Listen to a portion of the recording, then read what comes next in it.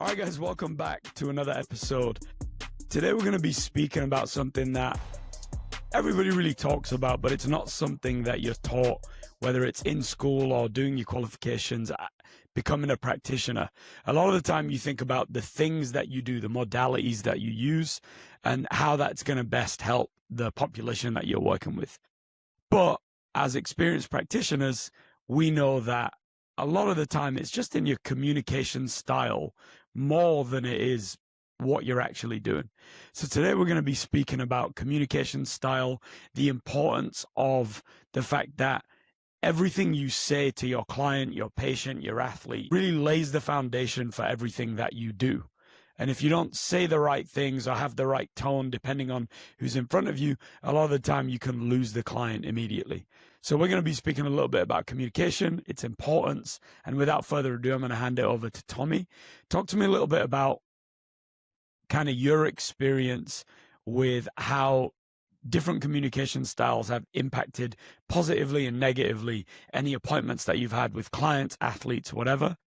Go ahead and dive a little deeper into that, bro. I think that the value that we bring is a lot more in how we can explain things to patients, more so than sometimes even the things that we do to the patient, whether it's manual care or modalities or things like that. I mean, there's a lot of research to say that for sure.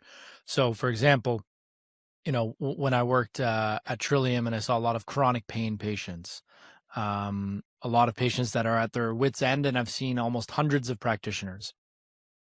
When they came to see me, and I just start with, hey, look, like, yes, your MRI has XYZ, but let's just talk about what your symptoms are. Like I know there's a lot of scary words on here. You can Google all these things, but tell me how you're actually feeling. And if it matches your MRI, then we can start to discuss about those results. If it doesn't, then, we might just leave it behind for now and just trying to start to see where we can get you better. They never really had many people that have done that. So a lot of the times we potentially image people with chronic pain, and then right away let's talk about the big scary words on the x-ray. Let's talk about the arthritis that everyone freaks out about. Don't crack your knuckles because back in the day, grandma told you it would lead to arthritis in your hands. Like all these different things that kind of fearmonger patients and get them scared to move, which in the end is probably going to make them better. A lot of the times just being able to talk people off the ledge is a big part of what we do, and being able to communicate like, this MRI, let's say, is not the end of the world. It's just where you're at right now, but it doesn't mean you have those physical symptoms. Maybe sometimes they do, but it's just being able to communicate with people and not just fearmonger them into being concerned about what's on the image. It's funny because I've spoken to a lot of athletes and worked with a lot that don't like it when a doctor is giving them a diagnosis on like what's gone on. Obviously, if it's something serious, like you want to know what it is if you're an athlete, because you got to start mentally processing it. But like on little things, man, like I've heard horror stories about bedside manner and how important that is in an athlete or a client actually liking the person that is going to be taking care of them for the next couple of months. So I think that's really important. I mean, I myself, like, I never liked a therapist who just kind of was, as much as like I might know about my own body and whatever, I've never liked someone who's just like almost too straight up. Like, yeah, I want you to tell me what's wrong, but I want you to tell me how I'm going to get better too. Rich, what you got to say about it, man? Yeah, I think it really depends on the client. Sometimes when I get someone come in and they really want to have a diagnosis, and they want to leave with something tangible, and then it's like, how do I explain it to them? How old are they, right? How young are they? If they have a nursing background, or if they're just some Joe Blow that came from regular, I won't say regular, but like they don't have any background in biology or any kind of science. And so I have to put it in layman terms and just let them feel comfortable that they've been heard, seen, their pain has been, verified, and also like the pain is very real to them, right? And put in a way that that I can explain to them, like, this can get better. This is how you manage it. And whether I use very, high terms or verbose terms or very simple terms really depends on who the person is. But like we were taught in physio school and stuff like that, like communicating about, let's say, an x-ray that shows wear and tear, quote unquote. Some people come in and say, "Oh, I have wear and tear," or "I have bone on bone." You know, those are words that just make it um terrible, right? You know, Hmm. people fear it, people hate it. Versus now we're changing the terms to being more like age-related changes, right? You know, to make it sound, and it is what it is, just age-related changes. Like everyone's got some kind of form of arthritis or degenerative changes in their joints. But if you use degenerative, it's like, it's I'm a Medical terminology was not invented to be like soft. for the common person to be able to Google it. Yeah. Right? Like the big words, the big Latin terms that we use was not meant originally when it was created. Nobody knew that people would be able to Google it in the future. I've got So, one. I've got one that what? scared the crap out of me. One time I seen that on a report. It said mild ecchymosis, I think. And then I asked the therapist, "Yo, what does Bruising. that mean?" Bruising. Yeah. Just bruising. It's like, just keep it simple, man. I seen ecchymosis. I said, "Whoa, is that a disease?" What kind of antibiotics do I have to take, doc? For real, man. It's Nah, language is important when you're trying to it's very describe stuff. important, man. And to be honest, like when patients feel comfortable that you know your stuff, they feel like they're gonna get better. So that's what I'm saying. You have to be able to explain it enough that they understand, you understand, and you're gonna get better. If you give them too many confusing words and look, people can tell you're rapping. You know what I mean? You're just saying stuff to say stuff. But Yeah. if you're very good at knowing what you know, then you can explain it to them with good communication skills, and they'll be able to, buy into the program, buy into the changes that they need to do, or else you're gonna lose them right away. There's something to be said about having the skill. In my opinion, it is a skill to take large medical terminology that we're all taught and being able to make somebody that's never been taught it understand what the heck you're talking about. For real. Like when I teach, when I teach an acupuncture course, a lot of the students will always ask, "How do you explain this to your patient?" When they ask, "No, I've never had acupuncture. What does it do?" Well, you're not going to start throwing out things like opioid receptors and how this affects you're not going to start throwing out all this medical terminology on them. Why we're using electro function and what neuromodulation and all these different terms that they're not going to understand. You need to be able to take that information and relay it in a way that they will understand. Increasing local blood flow. We're trying to bring blood to help heal the tissue, like different things like that, where people can understand that. But you learn it in the high scientific model because that's still how we teach people. And then you have to be able to relay. Because I've been a practitioner too before I became a practitioner myself. Like as a kid, like as an athlete, and I would just go and I'm like, I can remember. I'm like, I have no idea what this person's doing to me. Like, I hope it helps, but I don't have any information to like understand. I signed a piece of paper. I don't know. Aside from that, I have no idea what's going on. And to be honest, like the things that I implement now in my practice now, which for the benefit of having like a transcriber, like an AI transcriber, has opened the floodgates in terms of communication. Like I can easily summarize our session, especially what I explain to them, because sometimes it's a lot, when people are talking about, oh, my arm, my shoulder, and my knee, can you look at all three of them? Right? You have somewhat of an idea of what they are, but to remember each one, they might not. So it's a quick, easy, like, okay, summarize our session, send it to them. So now they have a written as well as what I told them before. It's like having those two modes of thinking about where I am, where I stand with rehab. Works very well. Same thing, contributes to their rehab plan. They feel understood. They feel like, aha, okay, this is where I'm going, this is where I'm headed, right? So they're not left confused when they walk out your clinic like, what happened in the last hour? All I know is my knees hanging on by a thread. I don't know anything because I don't know what he gave me.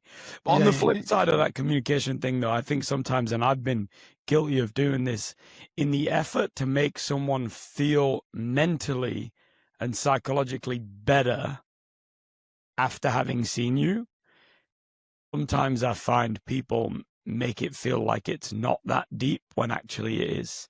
And I think that's a skill too, especially for a people pleaser like me, to be like, look, if you're seriously injured, like, unfortunately, that's also a skill that a practitioner has to learn in terms of making them realize, yo, it is that deep. Like if you're really hurt, you have to have the art of communication, because if you don't, they could walk away, skipping, thinking, oh, I'm good, but actually, no, like you're not. So it's that fine balance, right? Like, how do you guys find that you've been able to strike that fine balance when you maybe realize that you need to be a little bit more serious and tell someone that, hey, it is that deep?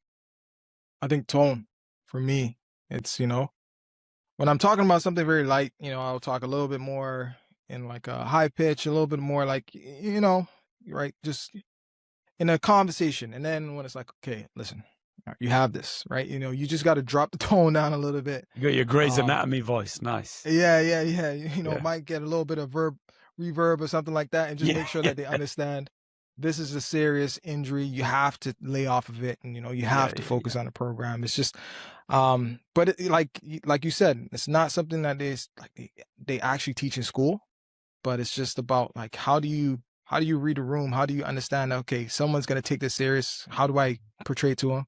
And the same thing, like I wouldn't say that to I won't I won't go all Morgan Freeman on a 12-year-old. You know what I mean? Like, Let me tell you, I would on a parent of a 12-year-old though.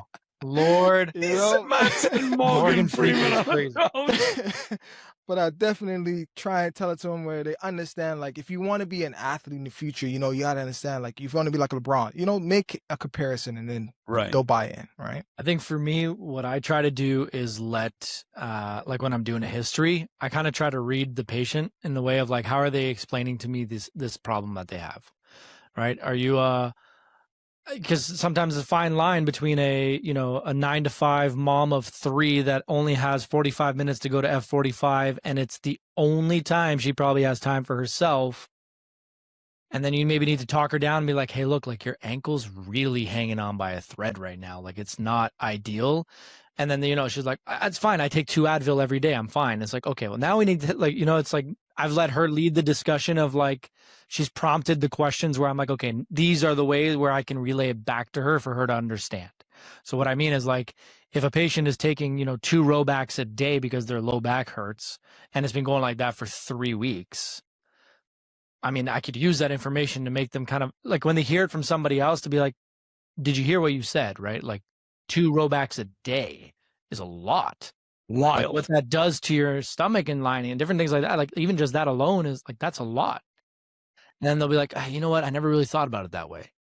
I'm like, yeah, and that's fine. Like that's not your job to understand that. I mean, we can get into the marketing side of things with Robax, where it's like, here's the great commercials that'll help you with your low back pain. But the point of it is like, I'll usually try to let the patient lead the conversation when they're giving me the information. And then once I get the information where I'm like, oh, okay, that's where I can relay back to them where they can maybe understand. Yeah, you're trying to look for opportunities within that communication. Where they can understand, I can use what they're doing as their way to understand what's going on. Okay, so one of the things that was brought up was kind of college, university, and the teaching process that goes behind all the theory and everything that you guys have to learn. And in all honesty, I think I've been on both sides of this coin. One is, why don't they teach this? And then now, after having a little bit more experience and things like that, I kind of understand why you don't teach communication, is because every single practitioner has a different communication style.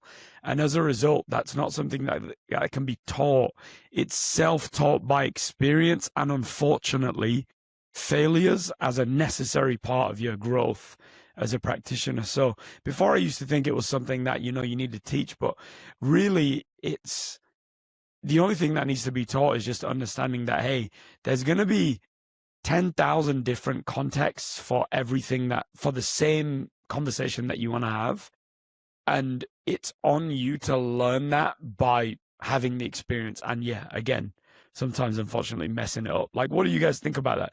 Is that something you can teach, or is it something that you just have to learn by experience?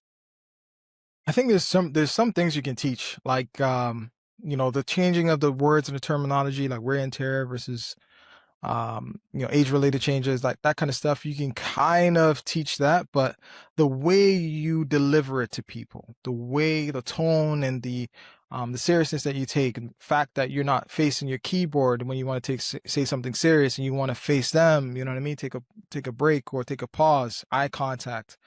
Those are all things that some people are not comfortable with eye contact. You know what I mean? Some people are not comfortable with having hard conversations. Don't go into this profession. Yeah, you know, it can be very uncomfortable for some people. But I believe it's also the art of what makes a good practitioner a good practitioner. You know what I mean? It's a skill of being able to connect with people, right? And you know, as it sounds, it's like I might not be everyone's favorite cup of tea. It is what it is. You know, my communication style might not be perfect to fit someone else, and they might say, "Listen, Richard was being, you know, I don't know, too real or whatever, or didn't say enough or whatever." And I might have dropped the ball in that. And they say, okay, I want someone else that communicates better. That's okay. That's fine. And then, you know, I'll hopefully learn and pick up those cues in body language and be like, okay, I lost them when I said this, or, you know what I mean? And it's just, just experience and practice. And you just got to know that you can't be everyone's cup of tea. You got to have some strong. Yo, you read my mind. That's exactly what I was about to say, for real. Yeah, you got some strong skin. Yeah, man. Absolutely. Yeah, like, and that's how it is. Like, I don't know how they teach. I'm sure it's similar in physio school and chiro school. They teach you the basics, right? Like, hit this in your history, hit this, hit this, hit this. Make sure you ask them about this and talk to them about that, which is fine. But the problem is, in my opinion, with the educational system, is it makes students very scripted. And so they get into practice and it's very scripted. And sure, you've done your whole low Dr. Ficara into your PPM floats and your little acronyms and you hit everything. But have you even looked at that person in their eyes? Like, take your head out of the book and actually look at that person and ask them how they're doing today. You know, like something simple like that. Because in school, they teach you like how to check mark off the list, right? So kind of going back to the ACU when we teach is like, I'll give my spiel of how I talk to people. I'll sit in front of, you know, a class of 70 students and say, this is exactly how I say to people what acupuncture is, what I'm doing to them, all that stuff. Now I want you to work on your spiel. Like, what's your version of it? I've given you my example, but what's your version of it? Because you're all individual to yourself. Some of you are RMTs, some of you are physios, some of you are chiros. Like, you have different ways of saying things. So, right. Yeah, there's an individualized part to it, but I definitely think they do a good job at teaching the structure, but they don't do a good job at teaching how to take that structure and make it individualized. Yeah, and I wanted I just wanted to say one thing in terms of the like facing people and talking to people. Like, sometimes I get people who, if I didn't have my kind of like transcriber that kind of transcribes in the background, and I'm able to actually have like interactions with people, I've had a few people, I saw them like tearing up, legitimately tearing up, and I'm like, okay, let's take a pause for a second. And then the waterworks comes down. You just got to get them Kleenex. You know what I mean? If I was typing away, they could have just easily just been like, you know, that's it, and then wouldn't have even noticed it, right? You were able to focus on them. If you don't have a box of Kleenex in your room, get a box of Kleenex in your room. Hey, buddy, this AI transcriber company needs to sponsor you. Brother, I was about to shout out AI Jane app, bro. That was such a compelling reason to get that. Yeah. Listen, man, they know I'm a champion for them, but I'm not gonna drop the name. But it's one of those things. They're gonna give you money for that, yeah. Hold on. I don't even know what it is, so you better tell me after this call. Oh, Tommy, I told you, let's sign up for it, bro. We'll talk after. I'm telling you, hey man, that's a great selling point for that. But like, it's true though. Yeah, like you said, it's true. It's a great tool, but you know, when you start to, because then that also creates that trust, right? So now they trust you to because they feel seen, right? You saw them at the most emotional state, and you acknowledged it. You know what I mean? You're able to take time, hear them out. Then it makes so much more. It has so much more of an effect to the therapeutic approach that you're gonna have if you can connect in that sense, right? So, and to even flip that coin for a second here is like, there's something to be said, and the reason I say that is I just had that as my patient today. If a patient walks in with 1, 2, or 3 of their kids because they can't take them, you know, they have to come in with them, there's something to be said with the fact that when you're treating that patient, if they're, you know, relaxing, trying to calm down, just being able to communicate with their kids, to get them involved, to the partner or the grandparent or whoever's there, being able to communicate whoever's in the room shows that you care more than just about this patient, but also about the family that's in the room and all that stuff. That's a soft skill that, like, there's nothing more awkward than a parent that sits in the corner that says nothing for 50 minutes. Right. That you're sitting there treating, and Arms it's crossed. the worst, man. It's the absolute worst. Just sitting there, You're just they're like, am I being staring, tested? judging you? Yeah. Yeah. Honestly, a lot of the time though, I've found those parents, they just tend to like, they're there because it's a task that they have to get done. Mm. Do you know what I mean? I personally love it. necessarily I like, make it my vendetta to ask them only the questions. It's the greatest thing ever. get them involved.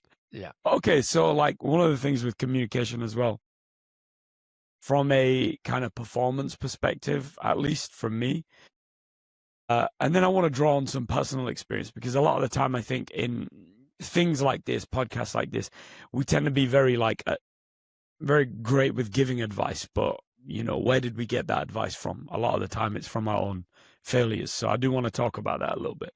But the number one thing for me is, when it comes to athletes, is being realistic with expectations and how to communicate that. Because you have no idea how many times, you know, when I've trained youth athletes in the past, somebody will come I know what you're in, gonna say.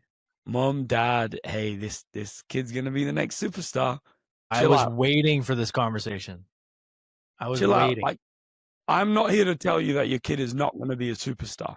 Yeah. I will never say that your kid is not capable of achieving that level. Doesn't matter what they look like when they come to see me, right?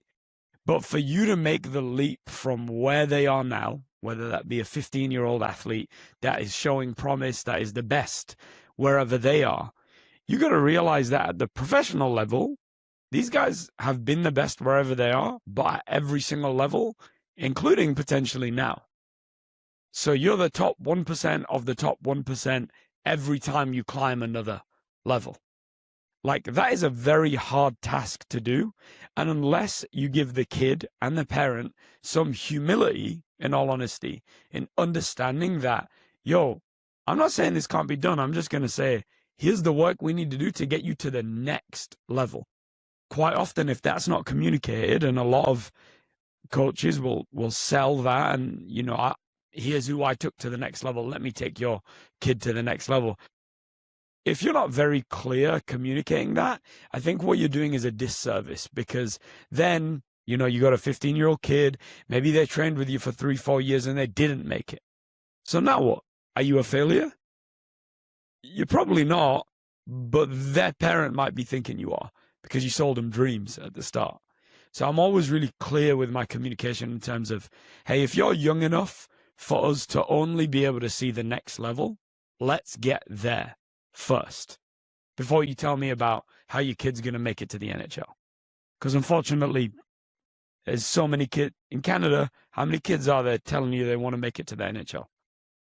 You know what Now I mean? it's even harder. It's even harder than ever now. There's more than just Canada. Back in the day, it was Canadians in the NHL. But what about the people who say, I wanna, like, listen, you see that guy that's dunking over here in this video? I want to be able to have a 40-inch vert like that.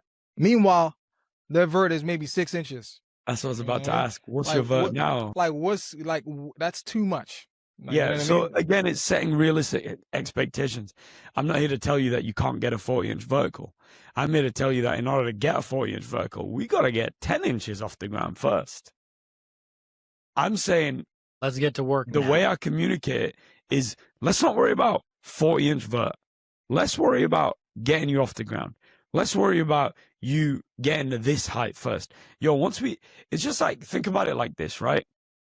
If I want to bench press 315 pounds, that's my goal. And today, all I can bench is the bar. If I constantly think about 315, I don't see the steps that it takes to get there. I'm not looking at that. I'm not looking at the fact that, hey, yo, first I got to do 10 reps with the bar. That feels good. Maybe I'll throw some 2.5s on. That feels good. Maybe I'll throw some 2. If you think about it as like 1 to 2 pounds a week that you're adding onto the barbell, all of a sudden, yeah, within a couple of years, whatever, 315 becomes attainable. But it's because you weren't focusing on it. You were focusing on what's the next step. that I need to attain. And if you look at all the greatest athletes in the world, greatest business people, all of that stuff, right? What are they focused on? Like a businessman or woman that is making 100K is not worried about making 10 million. They're worried about making whatever, Just a little bit more. their first million. I don't know. Do you know what I mean? It's always like that. And I think if you have that kind of, what I try to communicate with athletes in terms of being realistic, if you have that growth mindset, you will most likely, at the very least, get as close as your genetic potential will allow you to do that. I don't know what that is, so I can't tell you you're going to get there, though.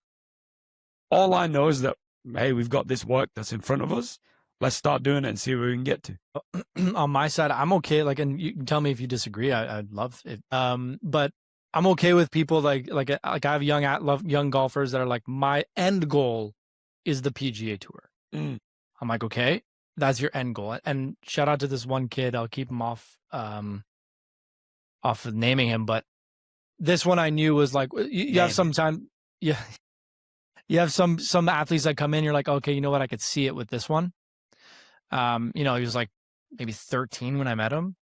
I'm like, what's your first goal? What's your goal? Sorry. What's your long-term goal? Because long-term goal is 10 wins on the PGA Tour. I'm like, wow, that's a long-term goal. And that's an aggressive goal, dude. Like there's a lot of people that only win one time on the PGA Tour. Like that's aggressive. He goes, yeah, but first goal is D1. Second goal from there is probably go pro from there. I'll have to struggle a little bit. I'll have to grind from there. I know what I got to do from there. And like the reason he says first goal is D1 is he had a fair amount of offers already around his age type of thing. Yeah. So, he's like win a couple events in junior, then go D1, then win in the NCAA where the best players in the world are at his age group, I guess. And then from he had a stacked goals to get to the achieved point. Mm-hmm. And I think that's what you're saying is like, does this person have a realistic understanding of where the goal is? Sure, but how to get there? Yeah, as a coach, I want to see you like get to that highest level, right? But if you're telling me, all I want to do, I want to go pro, I want to go to the NBA, all right? What are you doing now that's going to ensure that you can get to the level that gets you there? What you do? If you're a 15, 16-year-old and you tell me you want to go D1, to me, that's a realistic goal. Like that's very realistic because the work starts typically around that age. If you're trying to get scholarships and stuff like that, like the real hard work, it starts around that age. So if you're telling me you want to go D1, hey, why do you want to go D1? Because I want to go pro. Bet. That's a great goal. You understand the steps that it takes. All right. How are we going to get you to D1? How are we going to do that? If you don't come in with some ideas of what it takes to get there, then you're selling yourself a false dream too, even about D1. Like, let's say you're a football player. You're trying to go D1. All right. How good are you at football right now? Have you spoken to anyone from universities to understand where you need to be in 3 years? If you haven't, don't tell me you want to go D1 even. That's not a realistic goal for you because you haven't put in the time to figure out what steps need to happen in order to get there. And that's the thing with communication is, especially with parents, when they tell their kid, hey, you can go to whatever level you want to go to. Typically what that means is I'm willing to pay whatever money it takes for you to get there. But what I've seen smart parents do is they'll tell their kids, hey, what steps do you need to take? There's a kid, I'll mention him because he knows that, like, I really appreciate all his effort and all his hard work. But I used to train him, Chase Judge. He's at Brown University, D1 scholarship.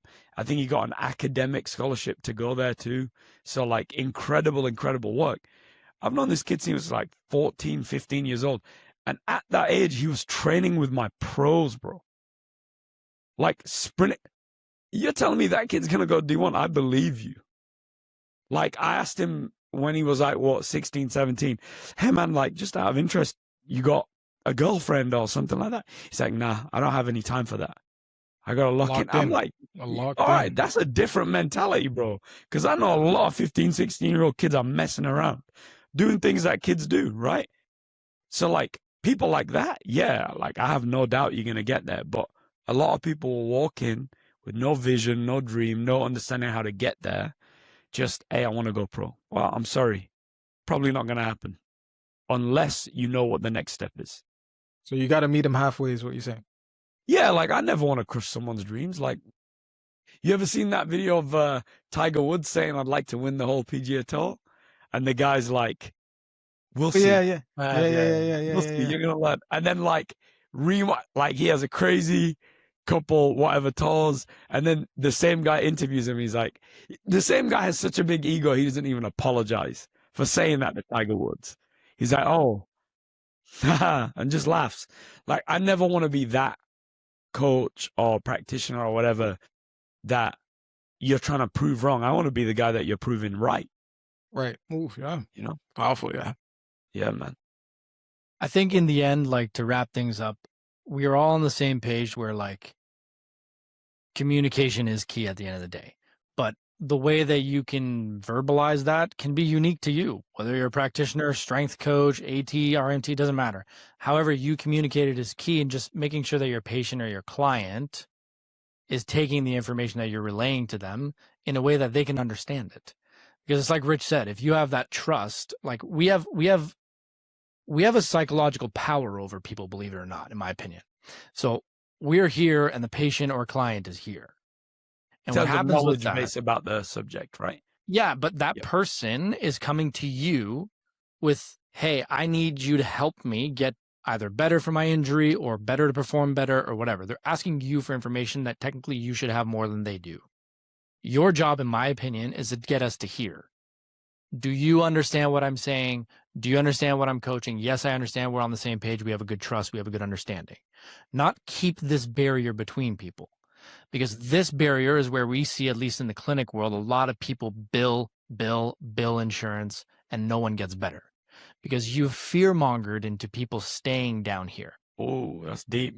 Facts. So once you can get them to here, yeah, sure, maybe they leave in 4 visits because they're better. But that person's now referring 17 people to you. Yeah. And that person's coming back. Sustainable model for like growth. So at the end of the day, our job is to gap that barrier and make it 50-50, in my opinion. And then the last kind of caveat I will say is that all of this stuff is great, and I would say most of it applies, especially in your settings as kind of practitioners from the therapy side of stuff. When you're working with professional athletes, though, it's a little different as a performance coach. The communication is very different because a lot of the time they've come from multiple performance coaches, some of which, they've really, really liked in the past. So they prefer a certain communication style and stuff like that. And that, I think, as a performance coach, is where you have to learn to understand that while you're going to have your own style, learning to adopt that style from athlete to athlete is vastly more important. You got to learn how to do that quickly, because if you don't know how to do that quickly, you get, I would say, a good week and a half to gain the trust of these professional athletes before they don't mess with you anymore. Yeah. And if you don't learn how to communicate the way that they have, whether that's they had a really great college strength and conditioning coach and they love that person, so they just want, as long as your communication is like that person, then they mess with you, or whatever it is, right? That's where I would say that learning the different communication styles is really important to learn how to do it quickly. Because I've lost buy-in from athletes in previous jobs. In my first job, working with pro athletes in the CFL, like, because of that, because I figured I've got my own communication style. I'm just going to do it my way. It's not college. You can't do it your way. You got to do it their way. Trust us, it happens in therapy too, man. Right? Sometimes, but I think he's right though. I think it happens way more because 100%. Like athlete. I don't want to say like there's a lot of. It's like especially when they reach a certain age, like they have their circle. You know what I mean? It's like, especially if they're making money. Certain financial level that you see it all the time. They travel with their own people. Yeah, they don't trust in no one else. So you really have to be like, okay, all right, I can lock in with this guy right away. Versus if someone's, listen, Tommy, if someone comes into the clinic, they've already paid a boatload of money for initial assessment. They're like, if I go to someone else, I'm going to pay that money again. Might as well stick with this guy. Even if you are below subpar, you know what I mean? Like, you're going to get more people that stick in just because they're going to have the subsequent treatment be less than the initial if they go somewhere else, right? With Us, they're going to be like, I got the bread anyways. Yeah, I'm I'm just good. gonna go see Joe Blow down the street. Yep. Yeah, and that's arguably why it's probably hard to be on pro teams for sure. And that's probably why I see a lot of turnover in your jobs too, like in terms of the therapy, the sports performance guys, is that like how many athletes at that level with that income aren't already with their own people? Yeah. Yeah. True. I think obviously it just depends on the caliber, right? Like your elite athletes like LeBron James and stuff like that, they're gonna have their guys because that's who they've been working with for forever, right? So I think when it comes to athletes that are, you know, the upper echelon of the upper echelon, with those people, you just got to have enough trust to be like, right, I can have a conversation with them. Do you know what I mean? And I think that's it. Like I had one guy, Speedy Banks, in the CFL, Hall of Famer, right? The only time he ever came to me, he had some shoulder pain, and I gave him some exercises to help. But outside of that, I never saw him in the gym. He had a Hall of Fame career, though. What am I going to tell him? Like, I met him at the end of his Hall of Fame career. This was his last year playing pro football. What am I going to tell him? You know what I mean? The trust that you gain there it looks different. You know what I mean? It's like I'm here for you whenever you need me. But whereas when it's with younger pros, you just got to learn how they prefer to be communicated with because, yeah, a guy's making 6, sometimes 7 figures. Yeah, you got to lock in quick. You know? Good one. That's a good one. Yeah, man. All right, so that's it for this episode. We talked about communication, just making sure that you're on the same page as your client, your athlete, so that you can communicate effectively and make sure that 1, you're not scaring them into submission, but 2, you're also not giving them this false sense of optimism where sometimes what they need is a reality check. It's about finding that balance. Yeah, I appreciate you guys for this. Thank you, and we'll see you on the next one.